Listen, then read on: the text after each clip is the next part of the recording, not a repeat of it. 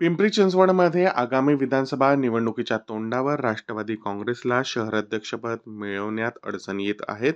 उपमुख्यमंत्री अजित पवार यांच्या नेतृत्वाखाली या पक्षाने गेल्या 2 महिन्यापासून शहराध्यक्षविना काम करत असल्याचे कार्यकर्त्यांमध्ये नाराजी वाढत आहे. शहराध्यक्षपदासाठी अण्णा बनसोडे, योगेश महल, जगदीश शेट्टी, नाना काटे आणि रामभाऊ साहेब भोईर यांची नावे चर्चित आहे.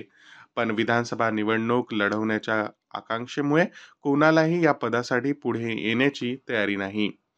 या परिस्थितीत उपमुख्यमंत्री अजित पवार यांचे पुत्र पार्थ पवार शहरातील संघटनेचा आढावा घेत आहेत, ज्यामुळे त्यांना पिंपरी चिंचवडची जबाबदारी देण्यात आली आहे. पार्थ यांनी अनेकदा शहरातील कार्यकर्त्यांना भेटी देऊन त्यांना प्रोत्साहित केले आहे, परंतु शहराध्यक्ष न झाल्याने कार्यकर्त्यांचे असंतोष कमी होत नाही आहे. आगामी निवडणुकीत यामुळे पक्षाच्या यशावर नकारात्मक परिणाम होऊ शकतो.